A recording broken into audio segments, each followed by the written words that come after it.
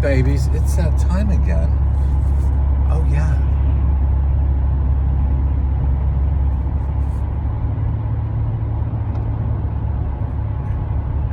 Had some fun on the piano yesterday, as you notice. Some of you are enjoying the excursions. And let me tell you a little bit about the piano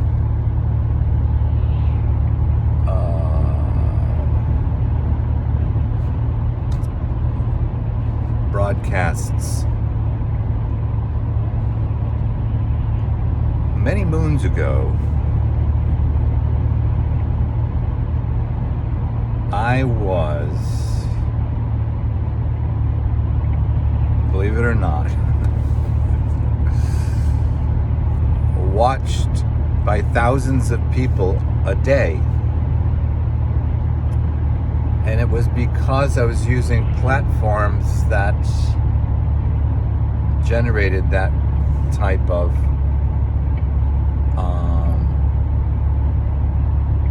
viewership. I know YouTube is like the main one, so we'll figure out what's going on with that. But when I was on Periscope, I used to get thousands of people, and one time I even had a British radio program tune in to my live broadcasts, and it just was so much fun. It was just like my viewership just went through the roof, obviously, when that happened. And then they disbanded, and then I went to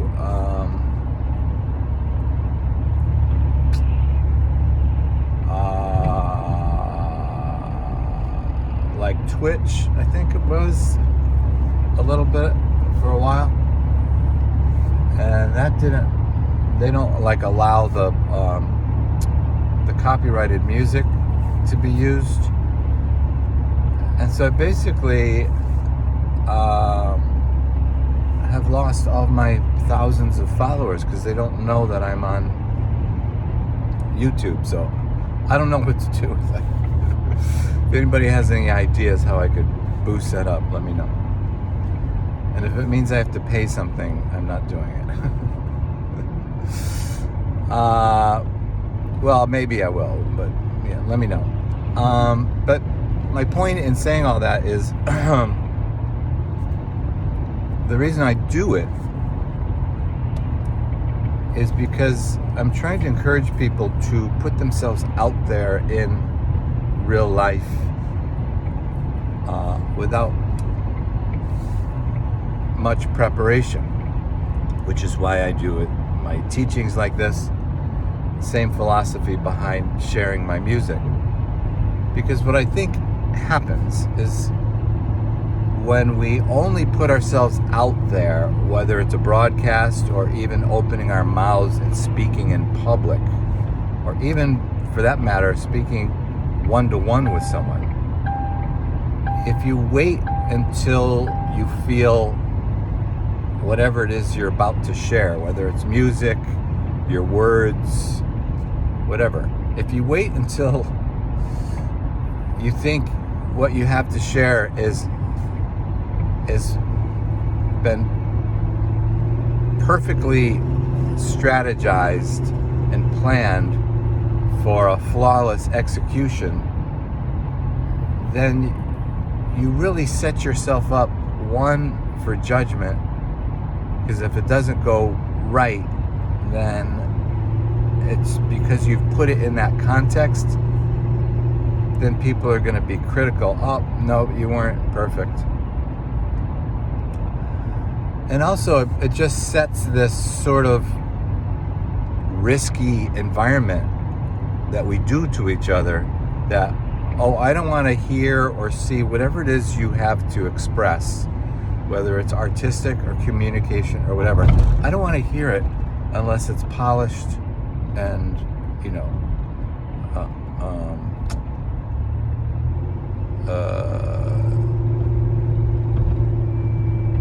suitable for my viewing. And if you notice, we kind of live our lives like that. And that's why you have a lot of trauma, anxiety, depression, and even suicidality. Is because people are too often trying to perform for each other because they're in a context where people are looking for a good performance. And that we just do a disservice to our whole culture across the world because of that. So anyway, just so I let you know, that's my philosophy behind when I share those videos. I'm not saying, hey, look at me, I'm great. I'm saying, hey, look at me, I'm learning how to play piano, and these are the songs I love, and because I love them so much, I keep working at how to express myself best with them, and I share that with you so that you can do the same in your life. Whatever it is that you're trying to cultivate, I'm trying to encourage you to put it out there and help the world see you growing in it, so that they're face to face with their own judgment, if that's the case, and they can potentially change and see that that kind of judgment is what stifles growth. And anything that stifles growth has the potential of having the ultimate effect of creating death. Yeah, it's that important. So that's why I put it out there.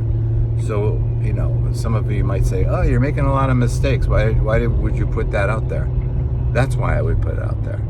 Because our whole lives are making mistakes and learning from them. And if we're unwilling to do that with each other, then we're basically saying to each other, this world is unsafe for us.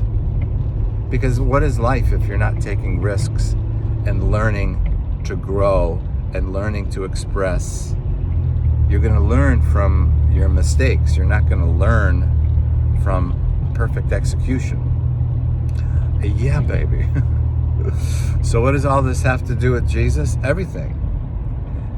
Look at like the things that are on like people post their preaching from their churches. The messages that are stale and you don't even want to watch are the ones where it's obvious there's been a lot of planning going on before it. They're following notes. They're trying to execute something in a way that's going to grab the audience and create a particular response. Instead of, I'm a learning person, here I am, I'm going to share what I'm learning in my life with you. And because it's honest and it's spontaneous and it's real, the energy of that and the spirit in that can help somebody else do the same thing in their life. Because we have to take risks to learn. And when we learn, there's evidence of growth. And where there's evidence of growth, you are igniting someone else in that same dynamic to identify with that life, receive it in themselves, and keep the cycle going. Yeah, baby. We have to keep planting seeds of risk taking so that we can have evidence of growth, so that when there's evidence of growth, there's evidence of life, and that way people can see that Jesus is alive. He's not a figment of our imagination. He reigns, he's supreme, and he's the very one who makes our lives meaningful.